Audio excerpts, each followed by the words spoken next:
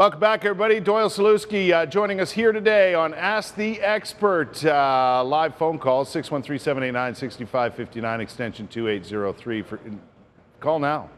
We'll try and get your question on the air. You can email us or Facebook us questions as well. Paul Salewski is here from Doyle Salewski Incorporated. Let's talk about, you mentioned that a lot of people come in thinking that bankruptcy is not a good option for them, but in many cases the rules and how bankruptcies are applied in this country are there to help them out and get them in a better place. Get them in a better place, and part of the process is a bit of educational as well. You have to attend some counseling sessions. There's some budgeting aspects there as well. And that is your due diligence when it comes to bankruptcy, right? But also too, people, most people we see are really want to pay their debts.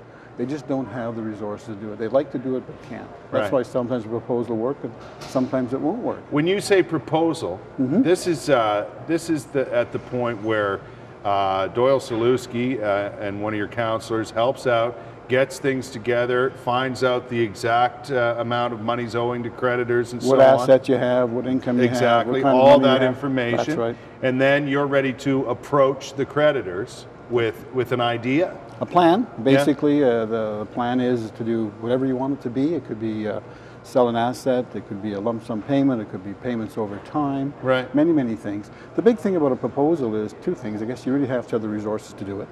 It'd be nice to do it, but if your debt requires a certain level of income, you have to support that proposal. If you don't have it, you can't do it. Right. And a proposal, you always have to offer more money than your creditors would receive if you would become bankrupt.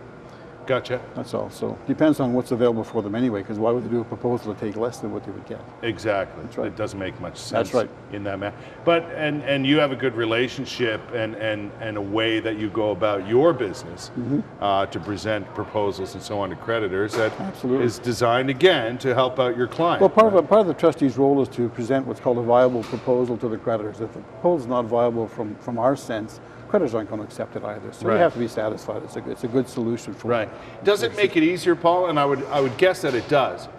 But does it make it easier when an individual comes to you and you work with the creditors to come up with a solution to the problem instead of them doing it directly? Well, part of the problem is the proposal is a legally binding document. So if the creditors agree to a proposal, they can't 2 years from now change it. If you go to your creditors and you do a deal, and maybe 2 years from now they change it. You've got a nice payment plan going and say, oh, we don't want to do that anymore. Just because, Just because. Yeah, it's not legally binding in any way if you just talk to them. But if you do it. It's legally binding. Right. As long as the majority of creditors approve, it's there. Yeah, and if that situation arises down the road, those people are still clients of yours, so you would interject if something... Well, basically, once you've done a proposal, it's set in law. Your obligation is whatever that obligation was in the proposal, and that's what you have to do. Yeah. But no one can come back and change that. Exactly. So you know exactly what path you have to follow at that point. And you know what your payment now is. Yeah. And in a proposal as well, your debts are lumped into an amount that's paid. No more interest accruing either. It's the interest that kills you a lot too, right? No. What I would guess as if you got a person in that situation where you had a proposal and everything is outlined for you, that gives you, as the individual who had financial trouble, a very clear idea of how to get yourself out of the mess and maybe some information down the road on how you should conduct yourself with your finances. Well, just doing the proposal theoretically gets you out of the mess, so to speak, to use your words. Yeah, because the proposal, it satisfies that lump of debt that you have by making a monthly payment typically. Yeah. And you know what that monthly payment is. That monthly payment is not going to change. Right, right. So typically proposals can go up to 5 years. You got 5 years to pay. Provides you with a bit of discipline right off the bat.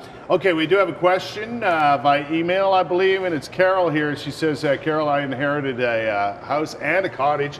A single mother of three can't work because of a neck injury, and now the bills are piling up. I don't have any credit cards. What options do I have? Well, the most obvious option she has, of course, is maybe selling her cottage or maybe selling the residence, changing residence. Or both. Or both, and maybe downsizing into whatever situation she has into a different house. Right. Typically, if there is value in the cottage, it's an asset that will be available for your creditors, and depending upon the level of her debt, who knows. Right. She might do a proposal and say, look, I'll sell the cottage and use the proceeds to pay my debt. Right. But typically, the assets that you have are, in theory, available to pay your creditors' debts off. That's really what the story is. Right, right. And that's not, you could be in worse situations and not That's right. have anything to offer up. That's right. Right. It didn't sound like she had mortgages or that sort of thing on her cottage. So the house and the cottage are assets that have perhaps significant value. And again, it's one of those things where Carol's information is, well, that's the bare minimum right there. Yeah, but well, if Carol wants to, she can give us a call. She can give you a call and find out more. Absolutely. Yeah. All right, break time, but one more chance for you to call in and get some information from Paul with Doyle Salewski. Just ask a question simply by calling us at 613-789-6559, extension 2803. Facebook or email questions welcome also. We'll be back with our final segment of Ask the Expert with Doyle Salewski Incorporated right after this.